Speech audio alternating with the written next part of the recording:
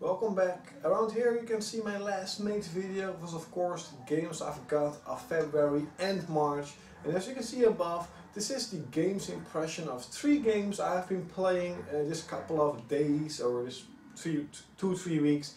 And first I want to begin with the PlayStation Vita game I've actually been playing since like 3 days ago, and it's Dungeon Hunter Alliance. And I love Diablo and I love Diablo 2. They're like one of the best games ever created. Diablo 1 is my most played game of all time. I mean, I've played years with that game on the PlayStation 1, yes, not on the PC. I love the Baldur's Gate Dark Alliance. I love the Champion of NORAD series. I just love the top-down hack and slash. Go to dungeons, loot, go to city, sell the loot, buy better weapons or find better weapons. I totally love those kind of genres or games. And on the PSP you also had Dungeon Siege, and you had the other game, Untold Legends. And Dungeon Siege was pretty cool. Untold Legends was, I mean, it was just crap, pretty much crap. But I've been playing Dungeon Hunter Alliance. I think it's the iPhone, iPad, iPhone or the PlayStation Network port, doesn't matter. I have to admit that the environments look really sharp, they look really good. Frame rate is perfect. Yes, there are some loading times, but you know, dungeons are pretty big, so it's not like you're loading every minute. There's a lot of equipment, a lot of items, a lot of side quests. The story is, it's okay, and it's always a good versus the evil story.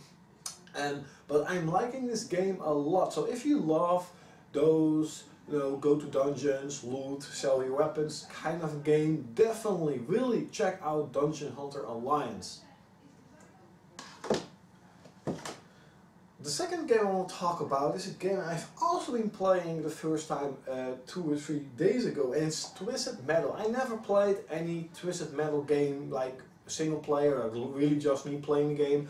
I played Twisted Metal Black with 4 friends. He got his PlayStation 2 and he got Twisted Metal. I had the multi-tap, so we were playing with 4, and I remember the controls being freaking hard and the game really fast paced. And Twisted Metal is the same. Even though you can switch to the first person controls, those are much better. That's the controls I use. You can actually use the PlayStation 2 old school controls of the older Twisted Metal games.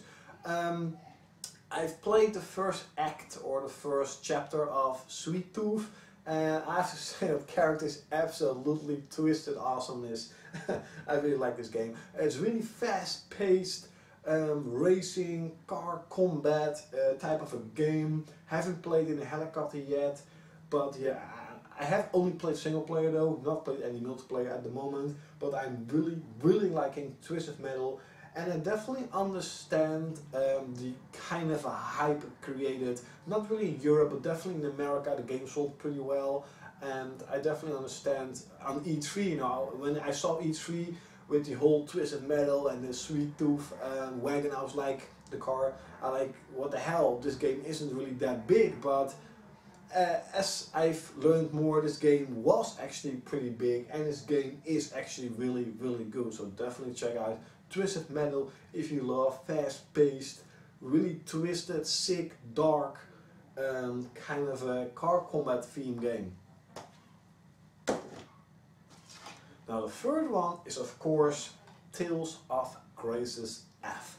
Finally a really old school Japanese RPG like the good old days. And yes, I know there was like Star Ocean and Lost Odyssey, but I don't have an Xbox, and Star Ocean was good, but it had a lot of bad points.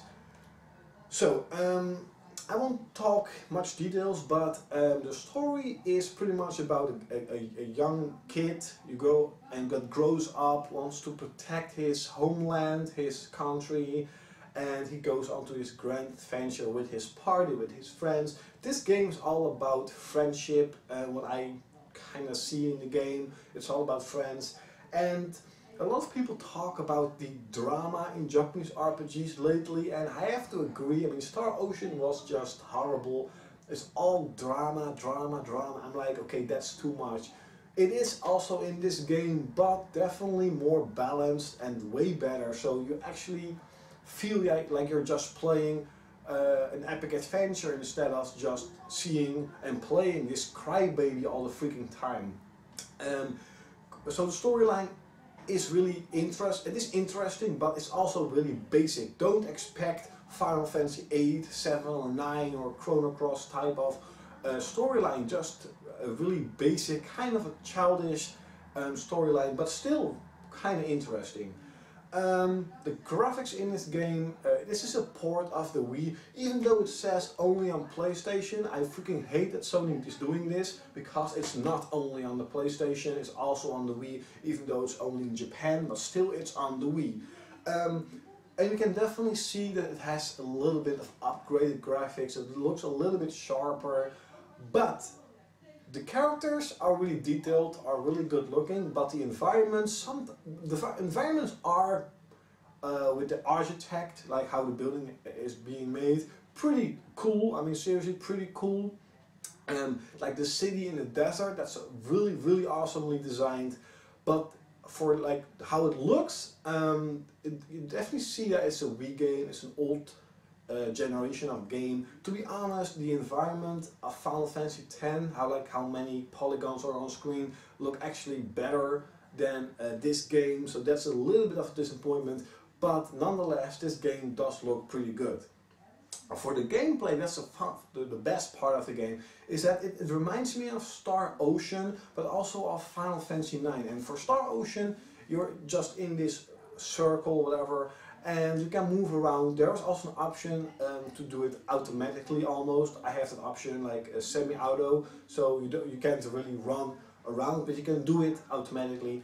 And you're just pressing the square button, you're doing your normal attacks, but you have also Ars attacks.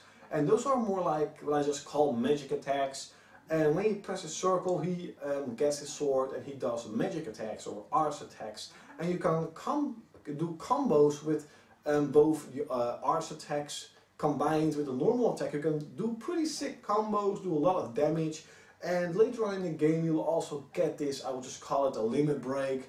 I actually can't remember how it's called in the game itself, but at a certain point in time you can press the L button and then you do this really special attack that does a lot of damage.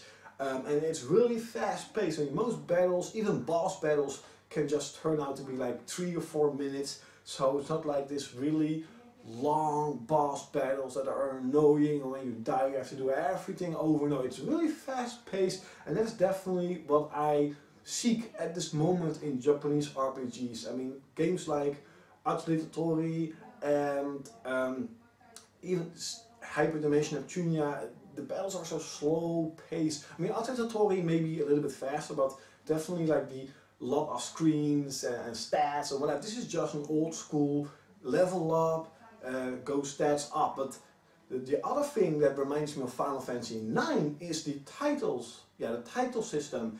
And it reminds me of in Final Fantasy IX, if you have an item, that item can have like 3 skills, like a magic attack and strength up. And you have to equip that item and then do battles and you get points, and then you can learn that skill. And the titles in Tales of Grace F is almost the same. You can equip a title, and when you do battle, you get skill points when you win. And if you have like the title of warrior, you can have up to 5 levels, and level 1 is like attack up 1, level 2 is like a special ability, and you can learn them to level 5, you can even master them, but it's not recommended to master it right away, because it takes up a lot of time.